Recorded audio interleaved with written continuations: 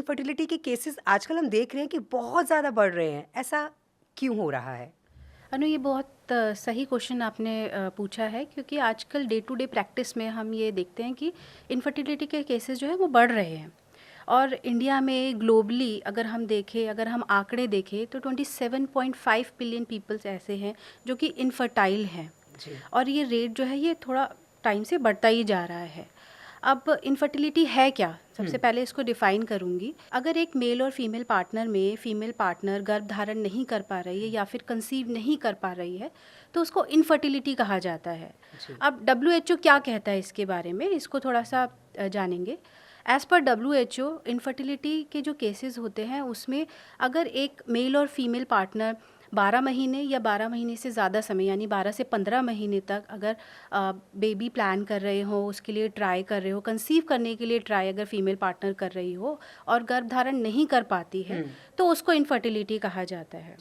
अब इसमें भी कुछ ऐसे, क्योंकि कुछ ऐसे पेशेंट आते हैं जो कि आफ्टर मैरिज 6 मंथ के बाद उनको ऐसा लगने लग जाता है कि वो कंसीव नहीं कर पा रही हैं फीमेल, तो उनको लगता है कि वो फटाफट डॉक्टर के पास जाते हैं और उनको बोलते हैं कि भाई हमें बेबी कंसीव करना है। बट 6 महीने का अंतर जो होता है एक शॉर्ट टाइम पीरियड होता है। 12 महीने तक अच्छे से उनको ये बेबी प्लान करने के लिए सोचना चाहिए, ट्राई करना चाहिए। उसके बाद ही डॉक्टर से कंसल्ट करना चाहिए, फीमेल पार्टनर मेल पार्टनर, कि कोई प्रॉब्लम तो नहीं है। जो भी टेस्ट वगैरह होते हैं उसके बाद ही कराने चाहिए, उससे पहले परेशान होने की कोई ज़रूरत नहीं होती। तो this is infertility. Doctor Leena, इसके लिए रिस्पॉन्सिबल कौन है, मेल या फीमेल?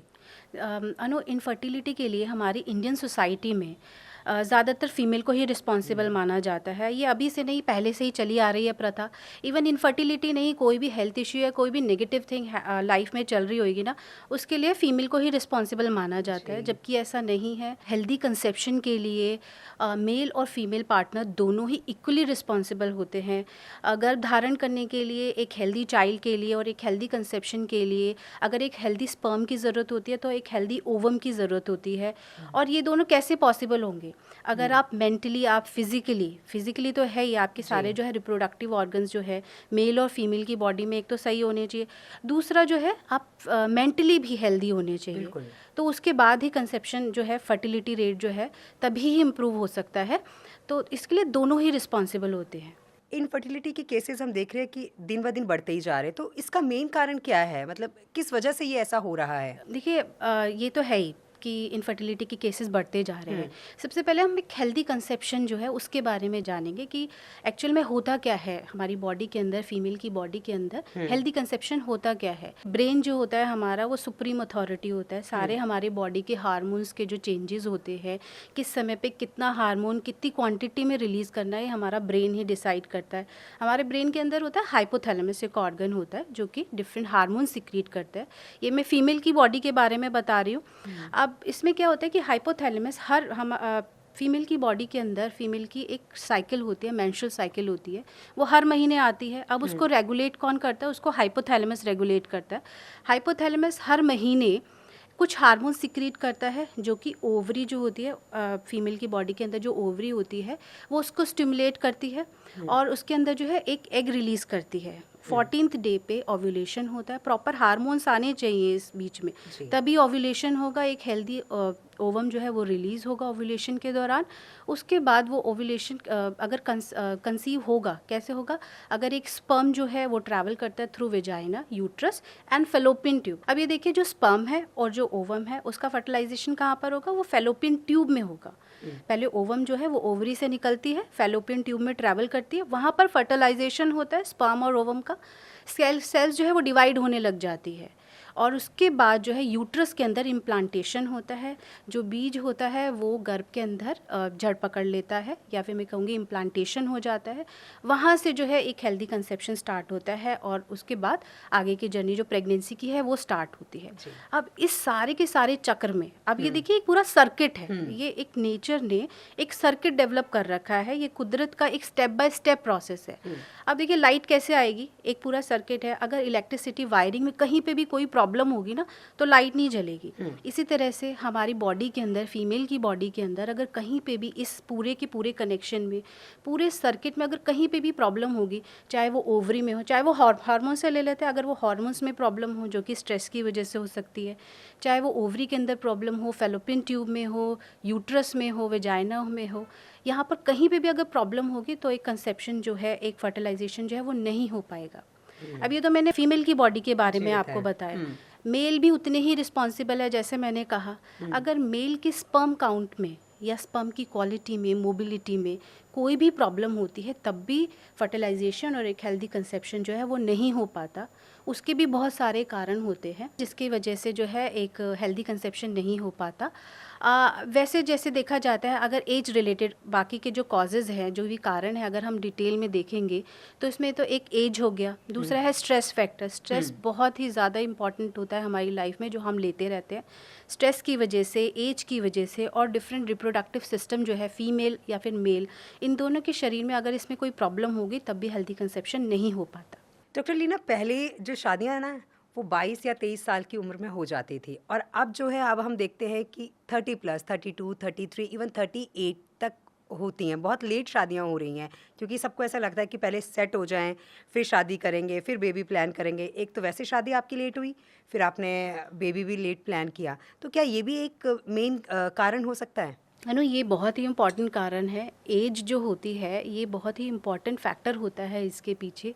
देखिए, हम मॉडर्न लाइफ की तरफ बढ़ रहे हैं, फीमेल्स भी और मेल्स भी। किसी के पास टाइम नहीं है, किसी के पास सही समय पर सही चीज़ होनी चाहिए, शादी भी सही समय पे होना चाहिए, और बेबी जो है उसका प्लान भी, बच्चा भी सही समय पे होना चाहिए, तभी हेल्दी कंसेप्शन होता है।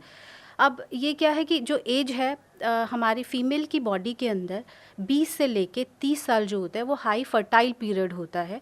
इस समय में जो फर्टिलिटी रेट होता है वो फीमेल की बॉडी में अच्छा होता है। हर महीने जो है हर महीने की जो पीरियड मेंस्ट्रुअल साइकिल होती है उसके अंदर अच्छे से हार्मोन का सर्ज होता है, good quality of ovum release होता है, और उसका इम्प्लांटेशन भी बहुत अच्छे से होता है। यानी बॉडी बहुत अच्छी होती है फर्टिलाइजेशन के लिए, यानी कि बेबी कंसीव करने के लिए। और जैसे कि मैं बताऊँगी 26 से लेके 30 साल तक अगर फीमेल की एज चली जाती है तो 30 से लेके 35% तक की जो है फर्टिलिटी रेट होता है उस टाइम पर। अगर 30 के बाद चली जाती है, 40 तक चली जाती है, तो ओनली 40 के बाद तो ओनली 5% फर्टिलिटी रेट होता है फीमेल की बॉडी में। यानी कि उसके हिसाब से हार्मोन्स निकलेंगे और उसके हिसाब से कंसेप्शन होगा। 40 के बाद अगर फीमेल कंसीव करती है तो इसमें देखा जाता है कि बहुत सारी प्रॉब्लम्स आने लग जाती है, जैसे कि मिस कैरेज होता है, रिपीटेड बार बार मिस कैरेज होगा, सही से कंसीव नहीं हो पाएगा फीमेल की बॉडी के अंदर। और इवन उसमें ये भी देखा जाता है कि लेटर ऑन जो बच्चे के अंदर अगर किसी तरह से बेबी हो भी जाता है उनको, तो उसमें किसी तरह की मेंटल इलनेस जो है, कंजेनाइटल डिफॉर्मिटी बच्चे के अंदर आने के अंदर ज़्यादा चांसेस होते हैं। इसी तरह से मेल की बॉडी भी होती है, एज उनको भी इम्पैक्ट करती है। हार्मोन्स का सर्ज, जैसे मैंने बताया, किस समय पे कितना हार्मोन रिलीज़ होना चाहिए ये डिपेंड करता है हमारे ब्रेन के ऊपर। हार्मोन्स कितना हार्मोन सिक्रीट करेगा ये भी एज से रिलेटेड होता है। अगर मेल के अंदर भी जो है 30 साल तक, 35 से लेके 30 साल तक जो है मेल्स के अंदर हाई फर्टाइल पीरियड होता है, उनकी जो स्पर्म की क्वालिटी है, क्वांटिटी है, मोबिलिटी, वो सब बहुत अच्छी होती है जी। उस समय पे पुअर क्वालिटी ऑफ स्पर्म नहीं होता है तो कंसेप्शन अच्छा होता है, यानी कि फीमेल के पार्टनर जो है उसमें जल्दी जल्दी मिसकैरेज नहीं होगा, अर्ली एबॉर्शन नहीं होगा, कंजेनाइटल डिफॉर्मिटी नहीं होगी। बट ये भी देखा जाता है अगर आफ्टर 40, जैसे कि अगर मेल पार्टनर है उसकी एज ज़्यादा है, 40 है, 40 से ऊपर है, तो उस केस के अंदर देखा जाता है कि फ़ीमेल के अंदर जल्दी जल्दी मिसकैरेजेस होते हैं। अब ये मिसकैरेज होने से भी फ़ीमेल को बहुत ज़्यादा प्रॉब्लम होती है, क्योंकि यूट्रस के ऊपर इम्पैक्ट पड़ता है, पूरी बॉडी के ऊपर इम्पैक्ट पड़ता है। और जो मेल पार्टनर होते हैं उसमें ये देखा जाता है कि अगर फादर की एज ज़्यादा होती है तो ऐसे केसेस में जो बच्चे होते हैं उनके अंदर किसी तरह की मेंटल इलनेसेस आ जाती हैं। जैसे आजकल देखा जा रहा है कि बच्चों के अंदर बहुत ज़्यादा ऑटिज़म पाया जाता है, कंजेनाइटल, कि कोई किसी बच्चे का कोई बॉडी पार्ट नहीं बना होता, बहुत सारे अदर डिफेक्ट्स होते हैं, जैसे क्लेफ्ट पैलेट हो गया, कंजेनाइटल एनोमलीज हो गई, कोई बच्चे हाइपर एक्टिव होते हैं, कोई बच्चे बहुत ज़्यादा एक कंजर्वेटिव इन्वायरमेंट में रहना चाहते हैं, पर्सनालिटी में चेंज हो जाते हैं, इन हार्मोन्स की वजह से पर्सनालिटी में चेंज हो जाते हैं। तो एज का बहुत ही ज़्यादा मायने रखता है एक बच्चे को कंसीव करने के लिए, मेल पार्टनर के लिए भी और फीमेल पार्टनर के लिए भी।